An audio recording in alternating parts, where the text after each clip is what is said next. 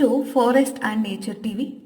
ಪ್ರಿಯ ವೀಕ್ಷಕರೇ, ನೀವು ಇನ್ನೂ ನಮ್ಮ ಚಾನೆಲ್ಗೆ ಸಬ್ಸ್ಕ್ರೈಬ್ ಆಗದಿದ್ರೆ ದಯವಿಟ್ಟು ನಮ್ಮ ಚಾನೆಲ್ಗೆ ಸಬ್ಸ್ಕ್ರೈಬ್ ಮಾಡಿ, ಬೆಲ್ ಬಟನ್ ಒತ್ತಿ, ಆಲ್ ಬಟನ್ ಒತ್ತಿ. ಕನ್ನಡದಲ್ಲೊಂದು ಅದ್ಭುತ ಪ್ರಾಣಿ ಪಕ್ಷಿ ಪರಿಸರದ ಡಿಸ್ಕವರಿ ಚಾನೆಲ್ನ ಅಪ್ಡೇಟ್ಸ್ಗಳ ನೋಟಿಫಿಕೇಶನ್ಗಳು ನಿಮ್ಮ ಮೊಬೈಲ್ಗೆ ಬರುತ್ತದೆ. ಅಭಿವೃದ್ಧಿಯ ಕುರುಡು ಊಟದಲ್ಲಿ ಇಡೀ ಜಗತ್ತು ಪ್ರತಿದಿನ ಹೊಸ ಆವಿಷ್ಕಾರಗಳಲ್ಲಿ ನಿರತವಾಗಿದೆ. ಆದರೆ ಇದರಿಂದ ಹವಾಮಾನಕ್ಕೆ ಸಾಕಷ್ಟು ಹಾನಿಯಾಗುತ್ತಿದೆ. ಹವಾಮಾನದ ಹಾನಿಯಿಂದಾಗಿ ಭೂಮಿಯ ಮೇಲೆ ವಾಸಿಸುವ ಪ್ರಾಣಿಗಳು ಮತ್ತು ಸಸ್ಯಗಳು ಸೇರಿದಂತೆ ಮಾನವರ ಆರೋಗ್ಯ ಮತ್ತು ನಮ್ಮ ಗ್ರಹದ ಸುರಕ್ಷತೆಗೆ ಬೆದರಿಕೆ ಇದೆ. ವಿಜ್ಞಾನಿಗಳ ಪ್ರಕಾರ ನಾವು ಭೂಮಿಯ ಸುರಕ್ಷತೆಯ 7 ಮಿತಿಗಳನ್ನು ದಾಟಿದ್ದೇವೆ. ಪ್ರಸ್ತುತ ನಾವು ಹವಾಮಾನದ 8 ಸುರಕ್ಷಿತ ಮಿತಿಗಳಲ್ಲಿ ಕೊನೆಯ ಹಂತದಲ್ಲಿ ವಾಸಿಸುತ್ತಿದ್ದೇವೆ.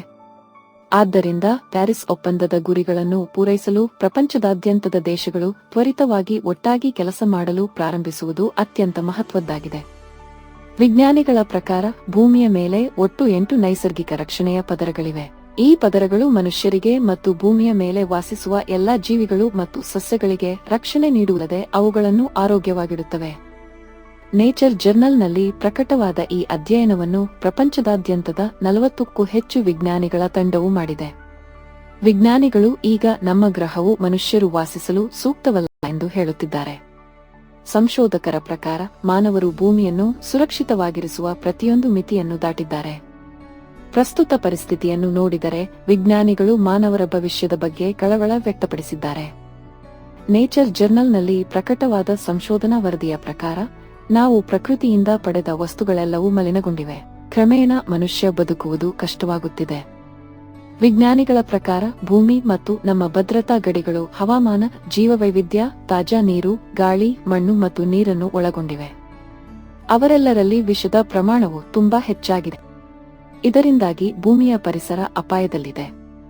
ಇದು ಮಾನವ ಜೀವನದ ಮೇಲೆ ಪರಿಣಾಮ ಬೀರುತ್ತಿದೆ.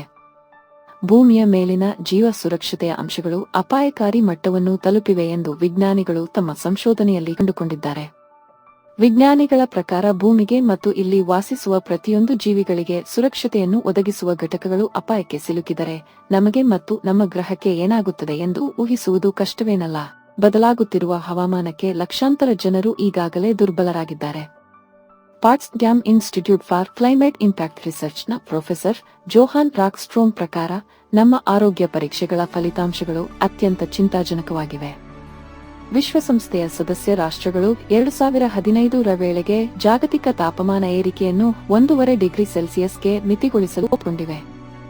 ಇದಲ್ಲದೆ ವಿಶ್ವದ 30% ಭೂಮಿ, ಸಮುದ್ರ ಮತ್ತು ಸಿಹಿನೀರಿನ ಪ್ರದೇಶಗಳಲ್ಲಿ ಜೀವವೈವಿಧ್ಯವನ್ನು ರಕ್ಷಿಸಲು ಸಹ ಒಪ್ಪಿಗೆ ನೀಡಲಾಗಿದೆ. ಸದ್ಯದ ಪರಿಸ್ಥಿತಿಯಲ್ಲಿ ನಾವು ನಿಗದಿತ ಗುರಿಗಳನ್ನು ತಲುಪಲು ಸಾಧ್ಯವಾಗುತ್ತಿಲ್ಲ ಎನ್ನುತ್ತಾರೆ ಭೂ ಆಯೋಗದ ವಿಜ್ಞಾನಿಗಳು.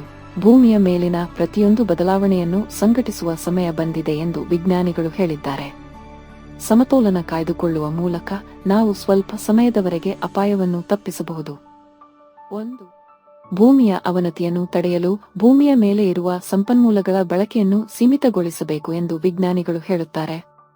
ಲಭ್ಯವಿರುವ ಎಲ್ಲಾ ಸಂಪನ್ಮೂಲಗಳು ಬಡವರಿಗೆ ತಲುಪುವಂತೆಯೂ ಖಚಿತಪಡಿಸಿಕೊಳ್ಳಬೇಕು.